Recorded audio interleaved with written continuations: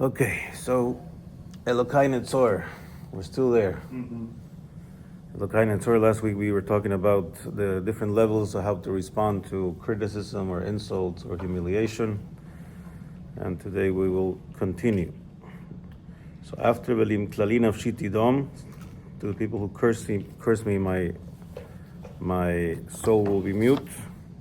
We say the nafshi ke'afar lakol tihyeh, and my soul should be like dust to everyone. Yes, see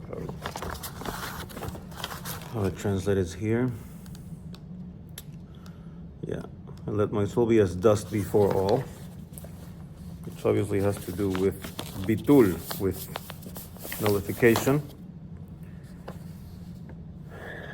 And this level of afar is a very high level of humility. If you feel like dust and you literally feel like everybody is higher than you.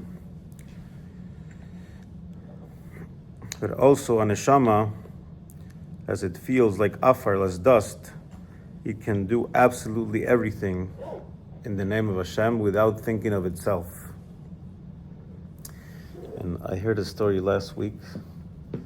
I forget some of the details, but it was this guy who was either a Beinoni or a tzaddik, and a homeless guy came in from the street, and he sat down to look at him, and suddenly he was very happy. He says, well, why are you happy? He says, I found 7 ways that this homeless guy is better than me. So I have fulfilled humbling myself before everyone. Yeah. Not 1 way, 7 ways. Did he state what they were? No, at least they weren't stated.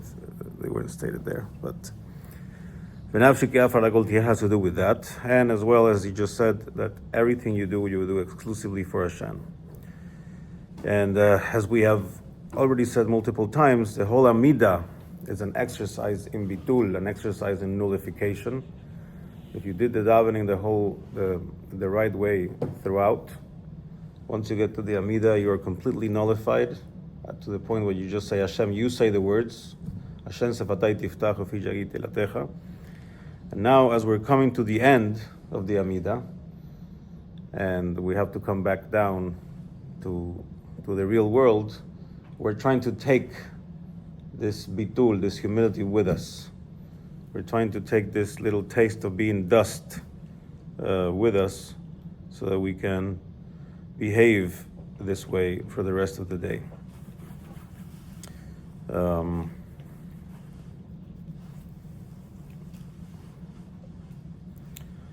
Besides, interesting, so the Rebbe said once that if you are able to really achieve the level of being dust, then you are exempt from becoming dust before Mashiach comes. Right? What does that mean? Technically, there's a theory that for the resurrection of the dead, people who passed away will be resurrected. People who didn't pass away, maybe they'll have to go through it and become dust, so to speak. In this case, it's if you're already dust, it says, why you need to make me dust? I'm already dust. Yeah. So if that somehow is motivation to you, now you can use that as motivation to increase your humility. Very good. All right. Tach libi betoratecha, open my heart to your Torah.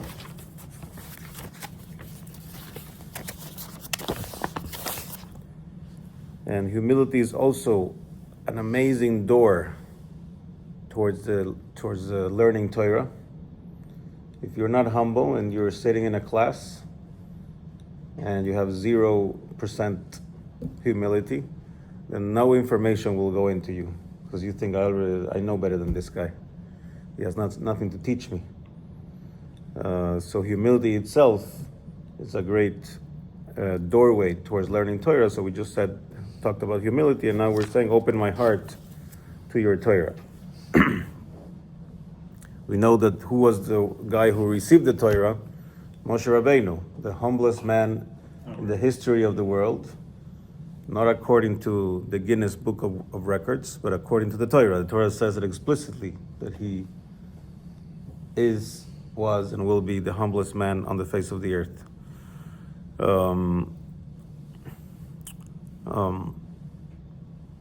And that is also why Hashem gave the Torah on a little mountain. On a little mountain. If he would give the Torah in a valley, so more humility, more down, more dust. But Hashem wanted to give it in a little mountain. So this is a mountain, so it has reason not to be humble, but it's a little mountain. It's humbling itself. The little mountain of Har Sinai.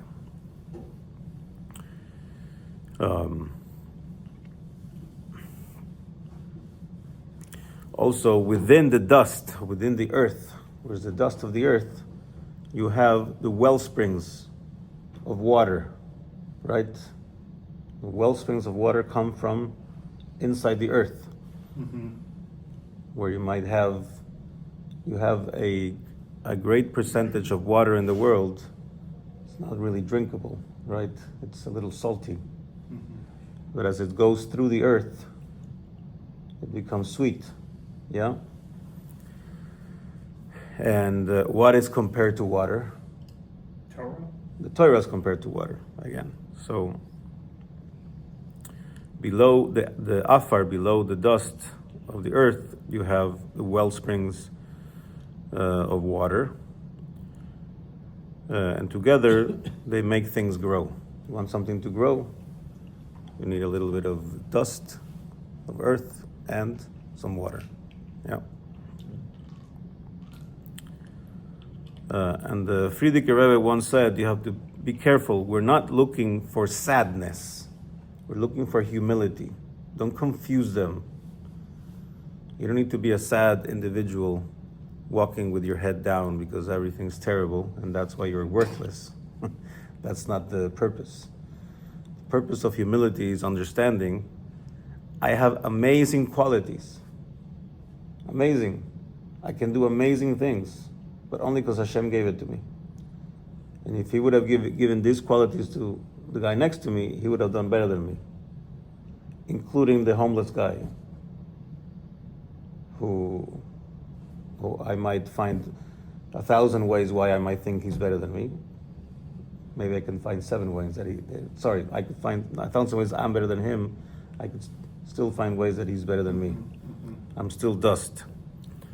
So humility is not sadness. Yeah.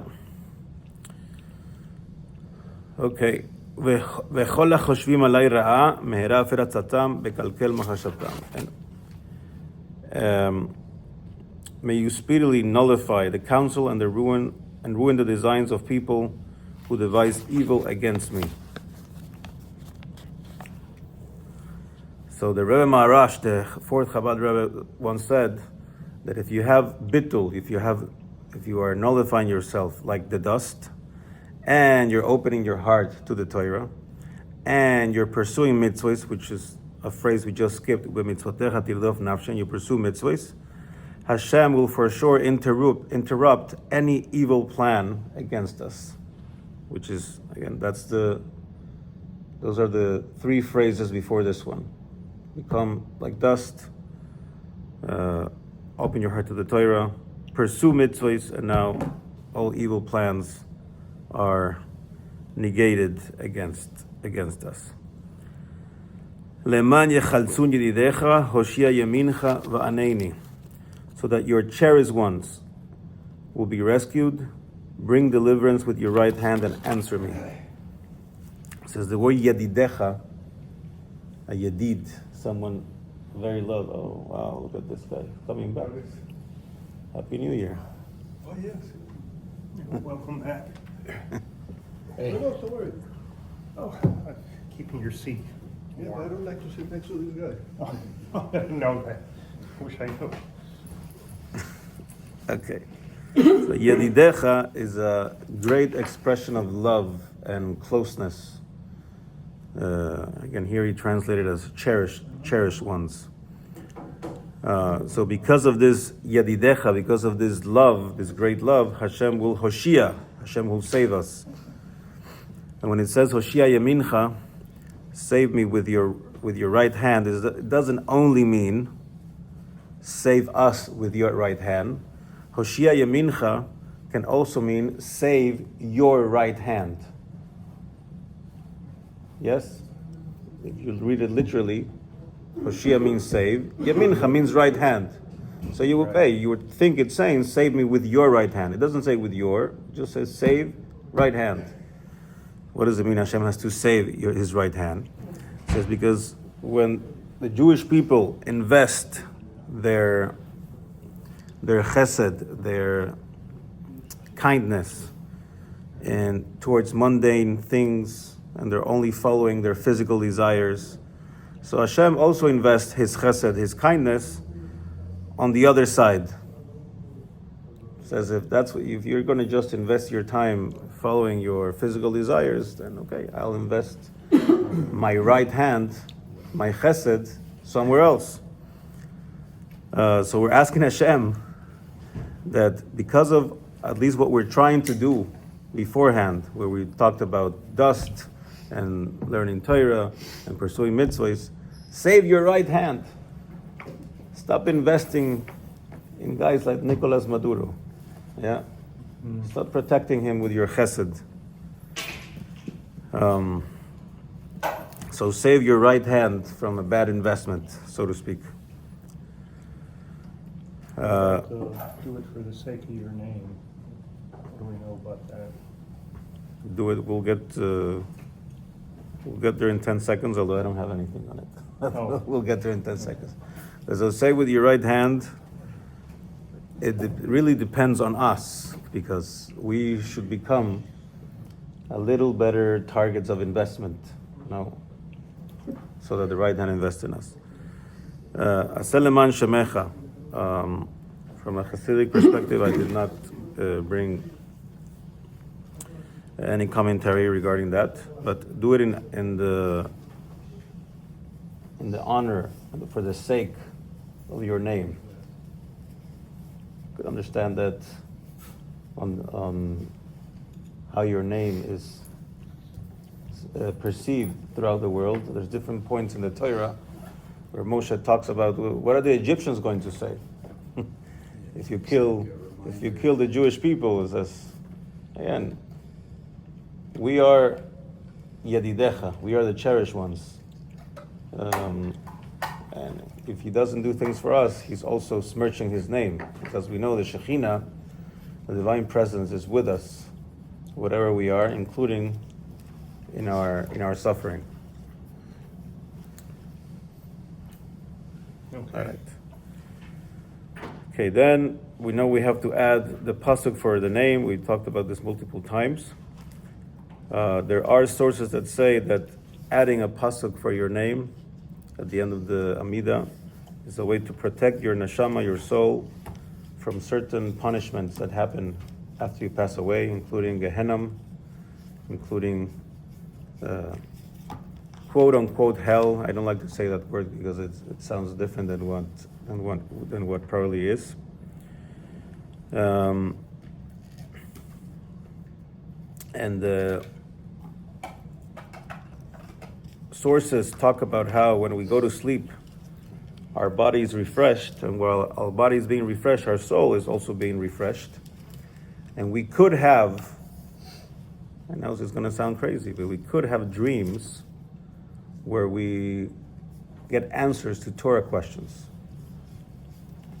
There used to be, I'm sure maybe there still are, there are people who would work towards getting questions answered in their dreams. There is a little book called Shelot Uteshuvot Min HaShamayim, Questions and Answers from Heaven, of a big rabbi who basically wrote down all the answers he got to questions in dreams. Obviously that depends on storing Torah diligently during the day. And the Rebbe Rashav, the fifth Chabad Rebbe, explains that by saying this pasuk, the pasuk of your name, you're helping to purify your neshama during the day from the filth of the physical world, so that when you come to Shema Lamita, when you go to say Shema before you go to sleep, and you give your soul back to God for safekeeping, you have a better chance for it to have a peek of what's going on upstairs. So, whether you want to protect your neshama from punishments in Gehenna, or you want to have a peek of what's going on in heaven while you're sleeping, saying your name at the end can help. How does that work? You pick the first letter of your name, And the last letter of your name. and you just pick one of the choices, or? There's only one choice. Okay. Morning. Only one choice. Your Moshe. Yeah, So you have to find the password that starts with a mem, ends with a hey. right. There's only one here. No, there's only one. I see. It's got- Machashavot ve'etz hatikun v'tachvulot ha'aseh okay. milchama. You have to learn that by heart. It starts with a mem, ends with a hey. Okay. That is the designated pasuk for people that start with a mem and end with a hey, like Moshe. I see. Okay. Ois shalom imroim v'yasa shalom aleinu v'kol Yisrael b'amen. We already said, explained in the Nigla part, that Hashem can make peace upstairs between the angels, including the angel of Chesed, which is Michael, and the angel of Gevura, which is Gabriel.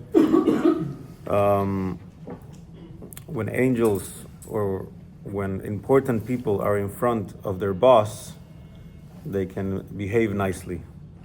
And so, in front of Hashem, when Hashem is revealed in front of angels who have opposite tendencies, he's able to do peace between them. How much minutes I have? 1 minute 30, Oh wow. Okay. 35.